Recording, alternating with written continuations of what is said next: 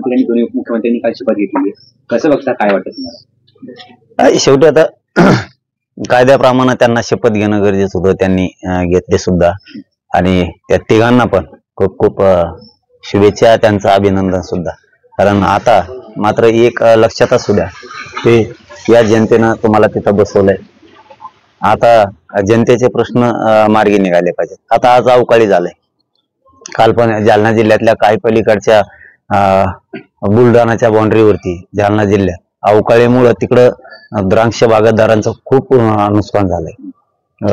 बाकीच्याही काही पिकं येतं त्याचं पण नुकसान झालंय.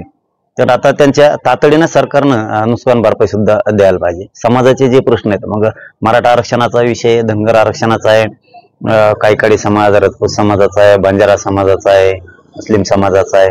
सगळ्यांच्या प्रश्न आता तुम्ही तातडीनं मार्गी काढले पाहिजे, तातडीनं. आता अभिनंदन, शुभेच्छा तर ह्या मनापासूनच यात, आणि त्या दिल्या पण पाहिजे. ते आता महाराष्ट्राचे संस्कृतीचे, किती काही झालं तरी वैचारिक मतभेद जरी एखादीचे असले तरी पण एकमेकांना शुभेच्छा देण्याची ती प्रथाच आहे, अभिनंदन करण्याची प्रथाच आहे. त्याप्रमाणे आमच्याकडून सुद्धा त्यांचं तिघांचंही खूप खूप त्यांचं अभिनंदन, त्यांना शुभेच्छा. पण मराठा आरक्षणाच्या प्रश्नासाठी आता सुरुवात करायची, नाटकबाजी बंद करायची. दादा, काल फक्त 3 मंत्र्यांनी शपथ घेतली, म्हणजे मुख्यमंत्री आणि दोन्ही उपमुख्यमंत्री. अद्यापपर्यंत सरकारचं शिष्टमंडळ, मंत्रिमंडळ जे आहे याचा विस्तार झालेला नाहीये. हा विस्तार 11 तारखेला होणार आहे. मग आपलं सामूहिक उपोषणाची तारीख तुम्ही कधी घोषित करणार? ते त्यांचे होऊ द्यायला लागेल. काल त्याच्यामुळेच आपल्या बांधवांचे पण फोन आले होते आपल्या तारीख सांगण्याबद्दल. पण त्यांना सांगितलं की मग आता आणखी मंत्रिमंडळच नाही. समजा काही प्रश्न आमचे तिथं पण आहेत, मंत्रिमंडळाशिवाय होणार नाहीयेत. मग आता ते मंत्रिमंडळच नाही, तारीख डिक्लेअर करून काय करावं? तर तुम्हाला 2-4 दिवसात सांगतो, असं पत्रकार बांधवांना सगळ्याला सांगितलं. म्हणजे यांचा मंत्रिमंडळाचा विस्तार झाला की लगेच आपली तारीख त्याच दिवशी, दुसऱ्या दिवशी किंवा 2 दिवसाच्या आत समाजाला विचारून बैठक घेऊन लगेच घोषणा करून टाका. 11 तारखेला मंत्रिमंडळ विस्तार होईल अशी एक माहिती आहे. मग 11 तारखेनंतर आपलं 2-3 दिवसाच्या आत लगेच आपली घोषणा करून टाकू, घोषणा ठेवणार नाहीत. देवेंद्र फडणवीसांनी काल पत्रकार परिषदेत म्हटलं आहे की मराठा समाजाला यापूर्वी आम्हीच आरक्षण दिलेलं आहे आणि यापूर्वी देखील आम्हीच देऊ. कसं बघता येईल? चांगलं आहे ना. मग तेच सांगितलं ना मी आता. कुठं जनतेने कौल दिला, जनता पाठीमागं राहिली म्हणून उगाच मस्तीत यायचं, ते नाटकं नाही करायचे. समाजाला सांभाळायचं शिकायचं, एकमेकाचे प्रश्न जाणून घ्यायचं शिकायचं. अंगावर घालायचे लोक बंद करायचे. कारण अंगावर जायला यायला तुमच्याकडे तसेच प्रत्येकाकडे तुमच्यापेक्षाही आडमुठे आहेत दुसऱ्याकडे. हो, बोलणारे पण आहेत, सोशल मीडियात बोलणारे पण आहेत, कमेंट करणारे पण आहेत. जे तुम्हाला जी शक्ती पाहिजे ते प्रत्येकाकडे, तुमच्याकडे तुम्हाला तसं वाटतं. त्यापेक्षा त्याच्यात नाही पडायचं. तर पुन्हा पुन्हा जनतेने निवडून दिलंय तर पुन्हा पुन्हा जनतेचं मन जिंकायचं काम करायचं असतं, त्यांना द्यायचं असतं. त्यामुळे मराठा आरक्षणाचा विषय मार्गी काढायचा. आणि ते जर तुमच्या मतानुसार म्हणलेच असतील फडणवीस की मी मराठा आरक्षणाचा प्रश्न मार्गी लावणार आहे, तर चांगली गोष्ट आहे. त्यांनी मागे तेच बोंबलत होतो ना मग आम्ही, हे लोक तुम्हाला डोक्यावर घेऊन नसते द्या. पुन्हाही तेच केलं तर समाज कधी पण अभिनंदनच करतो. पण कुठं बहुमत आलं आणि आमचं आमका झालं करीत नसतो, या भानगडीत नाही पडायचं. मग ते जड जाईल. दादा, काल देवेंद्र फडणवीसांनी असं वक्तव्य केलंय, त्याचबरोबर तुम्ही सामूहिक उपोषण करण्याचा इशारा देखील दिलेला आहे. त्यामुळे मग काही मागे पुढे होईल यामध्ये, किंवा मग सरकारकडून काही हालचाली वगैरे होतील असं वाटतं? नाही, ते मला नाही माहित. सरकारकडून काय होणार आणि काय नाही मला नाही माहित. आमच्या भूमिकेवर आम्ही ठाम आहे. आम्ही सरकार स्थापन होण्याची वाट बघणार त्यांची. नाही केलं तर डायरेक्ट तारीख ओपन करणार आहे. टीका वरा करणार नाही तर आम्ही थांबायला मोकळे नाहीत. कारण इथं ऍडमिशन आहेत पोरांच्या, आता भरत्या आहेत, पोरांच्या अडीअडचणी आहेत.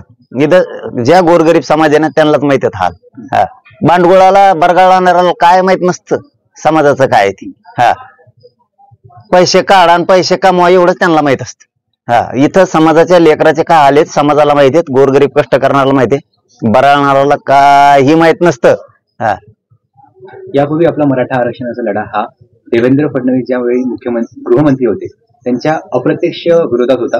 आता कशा प्रकारचं तुमचं नेमकं नियोजन असणार आहे? मराठा समाजाला काय आव्हान आहे? मराठा समाज तर आम्ही आमच्या लेकरांसाठी, समाजासाठी लढणार आहेत. बाकीच्याला कशी कळ लागते, ते कसं लढते त्यांच्या जातीसाठी. आम्ही का लढायचं नाही आमच्या मराठ्यांनी आमच्याच लेकरासाठी?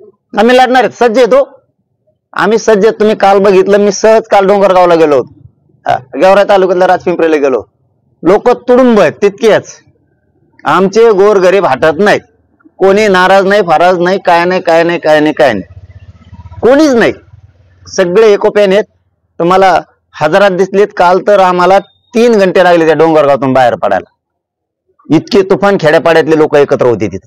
त्यामुळं इथं समाज जाग्यावर आहे. गोर गरीब मराठा समाज हा एकदम जाग्यावर आहे. चलबिचल करणारे 4-2 जण ते प्रत्येकात असतात, प्रत्येक समाजात, नुसते मराठ्यातच नाही. आणि त्यांना काही किंमत बी देत नाही समाज. बरळतेत नुसते बरळते जा, काही सापडू शकत नाही. कारण निष्कलंक आहेत, आम्ही प्रामाणिक आहेत, निष्ठावान आहेत समाजाशी. गद्दारी करत नाही समाजाची, समाजाला फसवीत नाहीत. बरळणारा नुसतं बरळायचं, काय मिळत असं बहुतेक इकडून तिकडून घ्यायचं, चिऱ्या मिऱ्या काही जगायचं आपलं आयुष्य म्हणा त्याच्यावरच. दुसरं काय येणार आहे तुम्हाला? दुसरं काय आलं नाही. समाजाच्या लढ्यात योगदान द्यायचं नाही, काय नाही. काढा काढीन कमा कमी एवढंच फक्त काढायचे. आणखीन 2-4 शब्द आहेत त्याला, पण जाऊ द्या आता. ते म्हणजे असं असते ते. त्यांना काय समाज किंमत देत नाही. लेकराला किंमत देतो आणि त्यांना माहिती आहे आम्ही किती त्यांच्यासाठी समाजासाठी प्रामाणिक लढतोय, आम्ही किती जीव जाळतो, समाज बी आमच्यासाठी किती जीव जाळतो आम्हाला माहिती आहे. ज्याला काही देणं घेत नसतं तर बरळवाड्या जाऊ द्या, त्यांच्यापेक्षा लई कट्टर शब्द आहेत आमच्याकडे, लई डेंजर, अति डेंजर आहेत. आणि आमच्या पोराकडे बी आहेत, आमच्याकडे आहेत, पण कोणी किंमतच देत नाही. म्हणजे अवकात महत्वच देत नाही. आमचा समाज त्या बरळवाडी करणाऱ्यांना नुसते बरळतेत, यांना किंमत देत नाहीत. कारण त्यांची अवकात काय समाजाला माहिती, महत्व देत नाही समाज. काय नाही काय महत्व द्यायची गरज नाही. असे किती काय येते दंग घडून फेकून देतात. मराठी द्यायचं सोडून चला पुढं आपलं मराठा आरक्षण मिळू, चला मराठी उठा आता.